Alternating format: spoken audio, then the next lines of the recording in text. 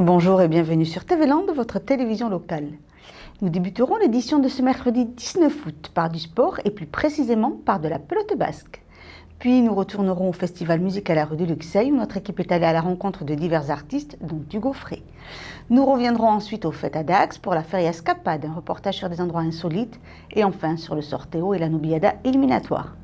Nous finirons notre journal de ce mercredi par notre série Beau Travail et le métier de coureur. Dimanche 9 août a débuté la grande semaine de pelote basque durant laquelle se jouent toutes les finales du championnat de France d'été. Ce sont 8 jours de pelote en place libre, 7 spécialités, 33 finales, 66 équipes et 14 lieux.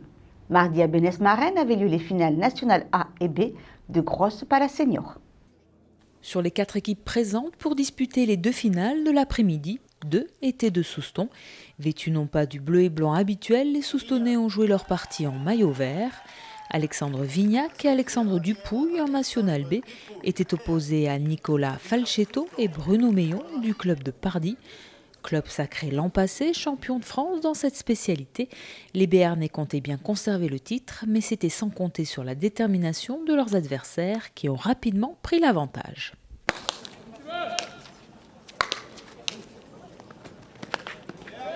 C'est une équipe difficile à jouer parce qu'on les avait en partie de poule. Ceux qui avaient 10 points devant, on est réussi à revenir et gagner 40 à 39, donc on ne s'attendait pas à une partie de plaisir. Mais bon, là pour le coup, on savait comment les jouer, on a pris les devants assez vite, donc bon, après on s'est rendu la partie facile, quoi. Ouais, c'est exactement ça. Comme on les avait joués, on savait à peu près comment les jouer, puis on était bien en place les deux et on a fait moins de fautes, donc déjà le but dans la pelote c'est de faire le moins de fautes possible et aujourd'hui c'est nous. Ça aurait été hier ou demain, peut-être ça aurait été eux, mais là, c'est nous. En s'imposant 40 à 30, les pelotards irlandais ont gagné leur premier titre de champion de France en Grosse Pala. On pensait que ça allait être plus compliqué pour la National B, puisque les équipes s'étaient rencontrées en poule, et Souston l'avait emporté 40 à 39, sans avoir mené de la partie. Donc là, ils ont gagné plus facilement. Ils ont encore fait une grosse partie puisqu'ils avaient quand même gagné les quarts de finale et les demi-finales 2 fois 40 à 39. Donc mentalement et physiquement ils étaient bien préparés et c'est leur 3e année où ils jouent ensemble. La première année ils avaient atteint les demi-finales, l'année dernière c'était un peu moins bien et cette année le titre suprême. Si en National B, les pelotaris soustonnais n'étaient pas les favoris, à contrario, en National A, Jérôme Batz et Fabien Broca, tous les deux tenants du titre dans la spécialité, étaient très attendus. Opposés à Joris Echevarria et Nicolas Rodriguez de Salis de Béarn, les Landais ont rapidement pris les devants pour s'imposer au final avec 11 points d'avance, 40 à 29, et remporter ainsi un nouveau titre de champion de France. Ça fait quelques années qu'on réussit à l'avoir ce titre et Fabien ça fait 6 fois lui, le plus titré, donc ça fait bien plaisir et d'être sur la continuité comme ça et d'embêter encore les jeunes pendant un petit moment, ça fait plaisir. Il faut dire que les jeunes c'était leur première finale, ils avaient sans doute la pression, et voilà, c'est pas facile, on le sait. Nous on a essayé de faire le maximum pour ne pas les laisser se mettre dans la partie, dans le rythme, parce que c'est très important à Pala d'être dans le rythme, de toucher des pelotes. Et toujours d'essayer de les mettre en difficulté pour ne pas leur donner de pelote et qu'ils prennent l'ascendant. Donc c'est pour ça que quand on creuse le trou, on essaie de le garder et d'essayer de se concentrer sur ça, c'est le plus dur. Souston réalise un 100% avec ses 2 victoires et les 2 titres de champion de France qui vont avec et confirme par la même occasion que la Grosse Pala est devenue une spécialité landaise. Depuis 2 ou 3 ans au niveau français, la Ligue des Landes est quand même au top niveau, puisque bon, on a les 2 titres cette année et on espère que la grande semaine va bien continuer à ce rythme-là. 5 autres équipes étaient également engagées dans différentes finales. Vendredi prochain, nous découvrirons les résultats. Maintenant, direction Luxeuil où pendant 2 jours, les 31 000 festivaliers ont eu le loisir de jongler entre Cali, Tiefen et les Frigos de la Vega et bien d'autres artistes.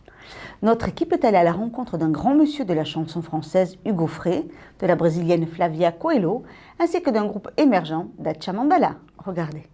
Samedi 15 août, à Luxeuil, nous avons rencontré des artistes colorés. Après le succès de Bossa Muffin Flavia Coelho revient avec un second album, enrichi de culture brésilienne, chantant la beauté et les dangers de son pays d'origine, sans tomber dans les clichés. C'était quand j'ai commencé à faire mes morceaux et présenter aux maisons de disques. Les gens disaient, mais attends, t'es brésilienne, elle est où ta grande jupe, la guitare à la fleur, voilà les éléments, les clichés. Les clichés ne me dérangent pas parce qu'ils nous permettent de voyager. Mais moi, je ne suis pas née dans les années 40. Moi, j'ai vécu dans la génération où on écoute du Dr. Dre, de Eminem, de toute la musique du pays, parce qu'on bouffe beaucoup la musique du pays. Les États-Unis sont arrivés avec cette musique un peu qui balançait quand même les codes du ghetto, le reggae de Jamaïque. J'ai grandi là-dedans, donc ma réalité c'était ça. Moi je voulais m'amuser, c'est ce que je fais depuis toujours de ma vie, m'amuser, dire des choses qui vont en accord avec mon âge, mon temps, ma conscience. Je ne suis pas donneuse de leçons, j'essaie de trouver des solutions. Et c'est un peu ce que j'essaie de faire dans ma musique et dans ma vie de tous les jours d'ailleurs.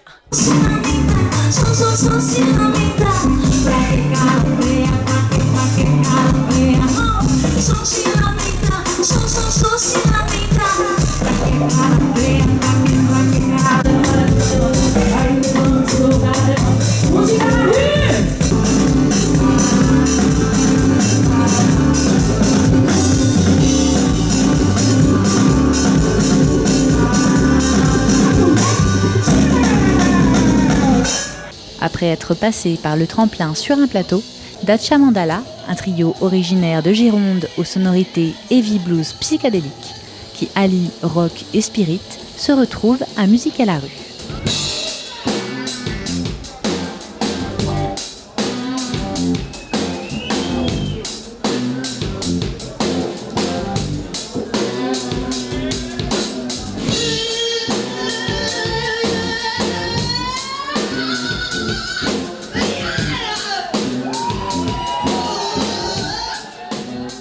Sur scène, quand il y a du monde, etc., ça se passe tellement naturellement, le fait de rentrer dans une espèce de, je vais pas dire transe, mais presque, dans le fait d'être totalement à ce qu'on fait, sans aucune du temps un peu. Ouais, voilà, l'espace-temps est annihilé, quoi, et genre c'est juste, c'est parti, quoi, et c'est trop cool. Quand le public réagit direct, qui te transmet son énergie, nous ça nous donne des ailes et du coup on en transmet encore plus et c'est un échange constant vers le haut. Mais c'est vrai que les concerts, les dates où il y a pas mal de pression, on se prend tous les trois, on se met soit tête contre tête, soit en triangle comme ça et on chante une intro de Queen, Fat Bottom Girl. You gonna take me home tonight? Down beside the red firelight. You gonna let it all hang out. Fat bottom girls, you make the rockin' world go round. Et 30 ans avant la naissance de ces jeunes rockers, un grand nom remplissait alors déjà les salles. Il s'agit d'Hugo Frey, le troubadour since 1948. Assez curieusement, les gens me posent souvent la question, ils ont l'impression que j'ai repris la guitare et la route, etc. J'ai jamais arrêté. Le Never Ending Tour de Bob Dylan, la tournée qui ne finit jamais, moi je ne dis pas ça, mais en réalité j'ai jamais arrêté. Ça va? Vous êtes là? Moi aussi. Et il y a le soleil avec nous. Le troubadour, c'était pas vraiment un métier, c'était des gens, c'était un peu des hippies, quoi. C'était des gens qui se déplaçaient de village en village pour raconter des histoires d'amour, des princes, des rois. C'est vrai que la chanson m'a permis de me déplacer, mais comme ma nature, si vous voulez, n'est pas d'être... je suis pas people, moi. Et je suis arrivé à un âge où je pense que le vrai bonheur, c'est celui qu'on donne. Parce que si on donne pas de bonheur, il y a tellement de gens malheureux autour de vous qu'on est bouffé par le malheur. Donc, au milieu de ce malheur général, si vous apportez un peu de bonheur, comme ce soir je l'ai peut-être fait pour vous ici à Luxeuil, devant ces, je ne sais pas combien ils étaient, mais enfin, je crois qu'on ne pouvait pas mettre beaucoup plus de monde. Hein. Si je les ai rendus heureux, ben, c'est ça mon bonheur.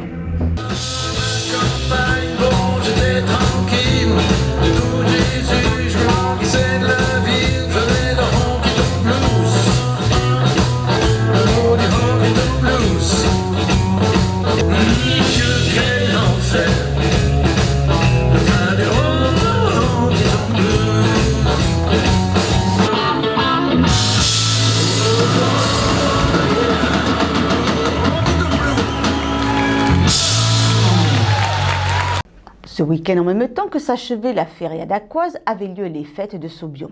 Courses de trottinettes, manèges, bodegas, repas et soirées étaient au programme, mais également un concours photo. À Saubion, le concours photo et l'exposition des clichés des participants est désormais inscrit chaque année au programme des fêtes grâce à l'association Culture et Loisirs à l'origine de l'événement. On voulait organiser une activité pour les fêtes locales, principalement dans la journée, parce qu'en général les fêtes, ça se passe la nuit, dans la journée il n'y a pas grand-chose, les gens dorment, mais pas tous, certains sont intéressés par la culture, et donc on a pensé à organiser un concours photo. Le concours photo, nous on était vraiment des amateurs, on n'avait aucune expérience, aucune compétence. Donc durant 2 ans, on a organisé ce concours photo. Au bout de la 2e année, des gens sont venus nous voir, très intéressés, des passionnés de la photo.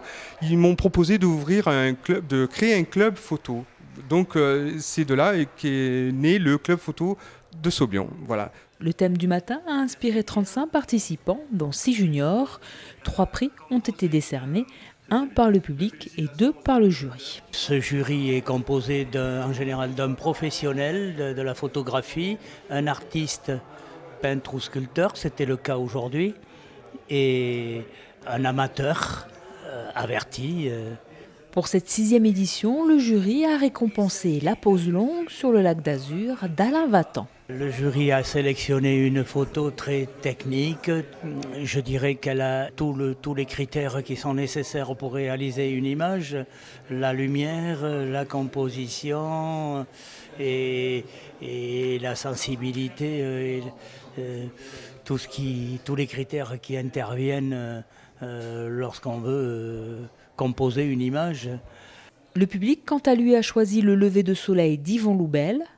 Et chez les juniors, le jury a décerné le prix à la jeune Pauline Carrère qui participait à son premier concours photo.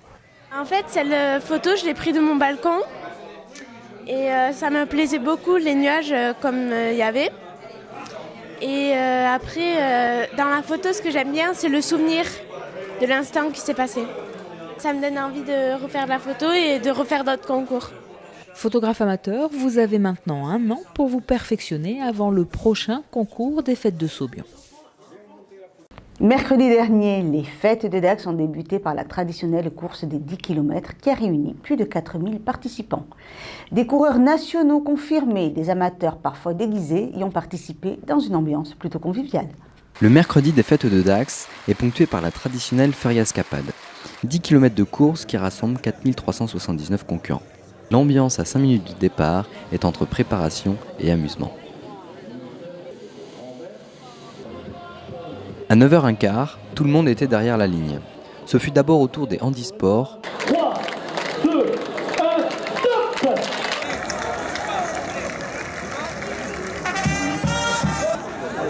Parti. Attention. Allez, on bouge plus. Le départ donné, les coureurs se sont lancés sur un parcours établi dans la ville et la forêt, au cœur de Dax.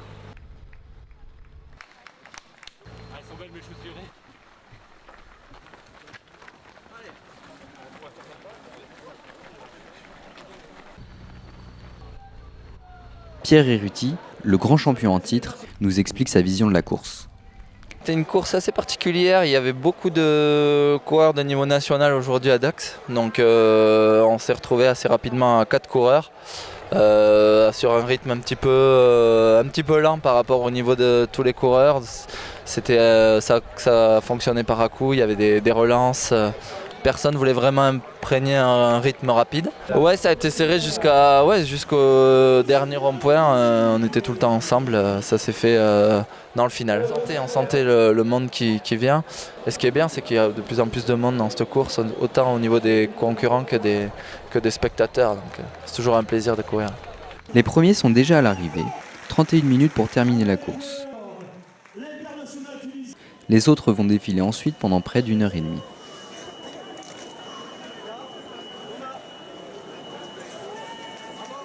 À l'arrivée, tout le monde est soulagé, mais aussi épuisé. Non, je suis en pleine forme, ça se voit là. Quand est-ce qu'on recommence les gars là, on y va?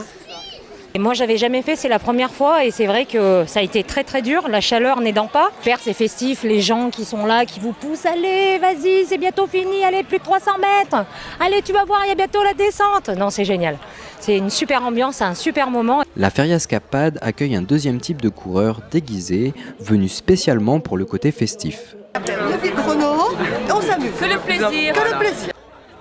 Il faut des premiers, il faut des derniers, puis il faut des gens au milieu. Normalement, on va faire 30 minutes à peu près, mais au kilomètre, d'accord? 30 minutes au kilomètre, voilà, c'est tout, c'est notre objectif, quoi, voilà. Non, ça va être une première et je pense que ça va être rigolo. Je pense qu'on va avoir très chaud. Et disons que c'est la première fois que je suis déguisé pour cette course.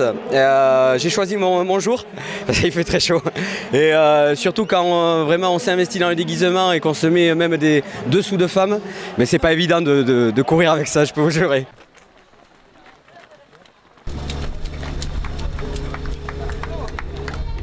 Et d'autres ont des avis plus démesurés. On va courir sur l'eau, je vais couper moi. On est des coureurs quoi, et pas des coureurs de jupons. Donc quelque part on est venu ici pour représenter... Sur la route du Rhum. On est sur la route du Rhum, ouais. Cette course est aussi l'occasion de se dépasser pour la bonne cause. Ce camion, donc, ça m'a permis de suivre la course de la Feriascapade donc pour mon association et donc on va essayer de récolter quelques fonds pour me permettre d'avancer. Mon rêve en fait c'est d'aller tout simplement aux Jeux paralympiques de 2016. Donc ça paraît proche mais on peut y arriver. Voilà. Chacun trouve donc sa motivation. La course revient l'année prochaine pour encore plus de festivités. Et maintenant on va pouvoir faire la fiesta au Feria. 2 de nos journalistes ont vécu pour la première fois les fêtes de Dax. Ils vous feront découvrir leurs expériences de candides. Retrouvez maintenant le premier épisode.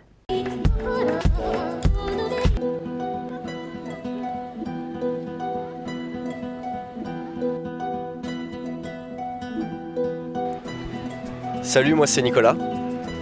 Et moi c'est Quentin, on vous emmène découvrir les fêtes de Dax avec nous, c'est parti.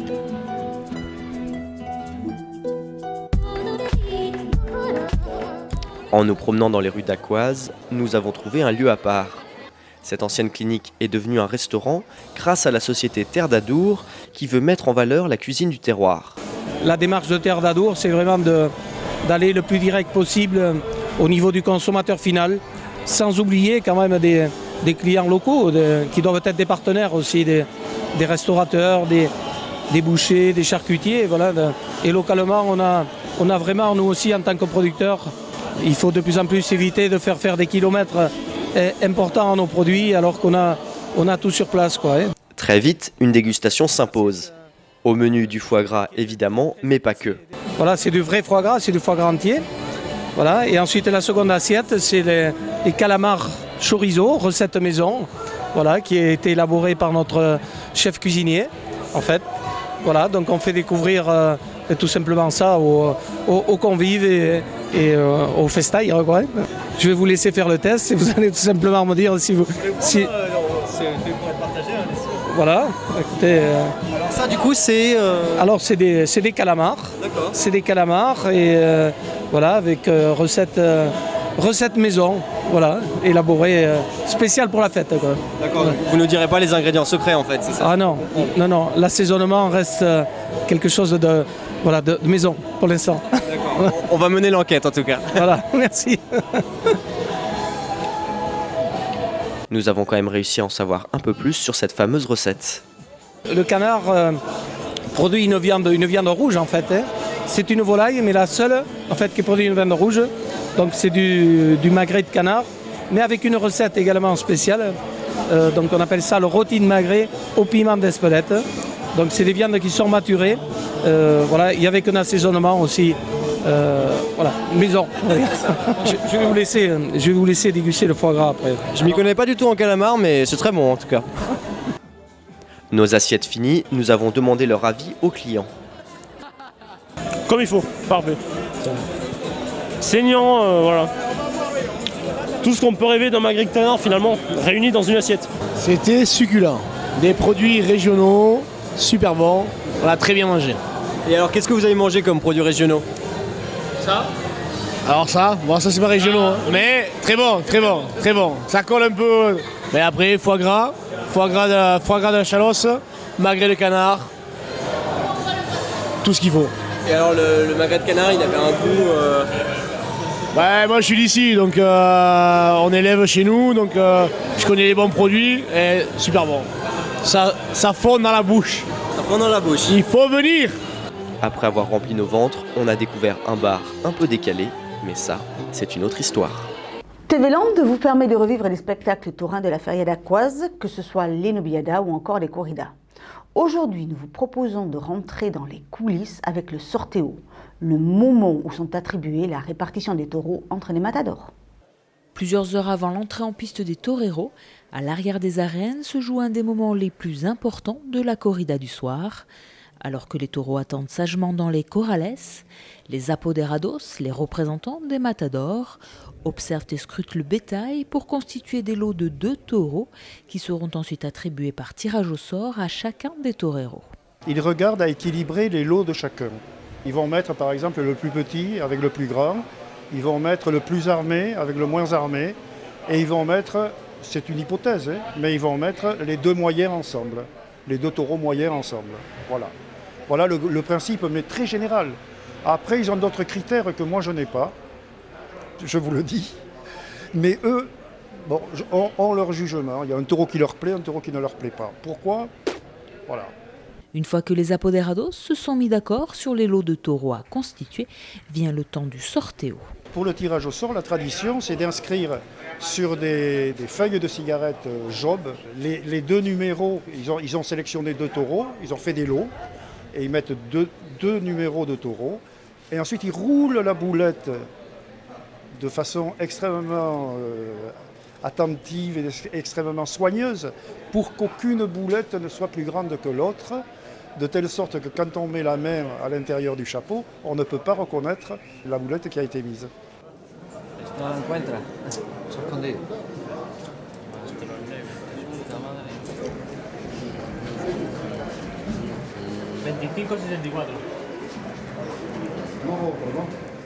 Si le moment peut paraître anecdotique pour les non-initiés, pour les aficionados et surtout les hommes de confiance des toreros, il est crucial et empreint d'une certaine solennité. On comprend que ce soit solennel.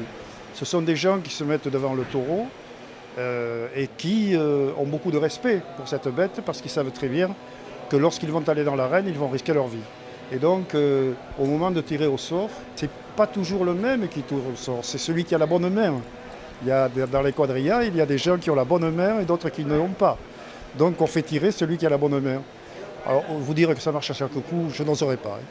Après ce sorteo, après ce tirage au sort, on choisit l'ordre de sortie, c'est-à-dire ce sont les toreros qui choisissent l'ordre de sortie des taureaux et on l'inscrit sur ce tableau qui est ici. Et lorsqu'on rentre les taureaux dans les tauriles, ce qu'on vient de faire à l'heure actuelle, ça s'appelle l'apartado, eh bien, on prend soin de bien noter quel est le taureau qui sortira en première position, en deuxième position, en troisième position, parce que évidemment c'est essentiel pour le bon déroulement de la corrida. Et chaque jour, avant chaque corrida, inlassablement, le sorteo et l'apartado se répètent avec toujours le même rituel. Parmi les spectacles taurins que comptait la Feria d'Aquoise, il y a la nobiliada éliminatoire qui permet de sélectionner les 2 nobilieros qui s'affronteront en finale. Retour en images sur cette nobiliada.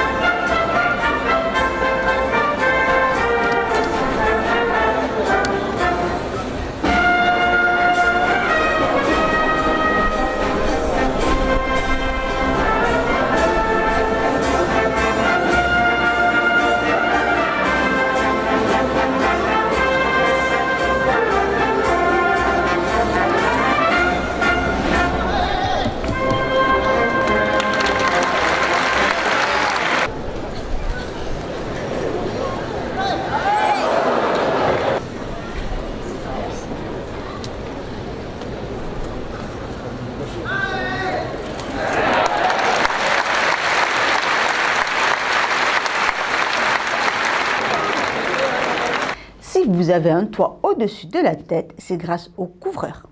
Un métier que je vous propose de suivre dans ce spot de notre série Beau Travail. Florian a 24 ans. Il aime le foot, les soirées entre amis et son métier. Florian est couvreur.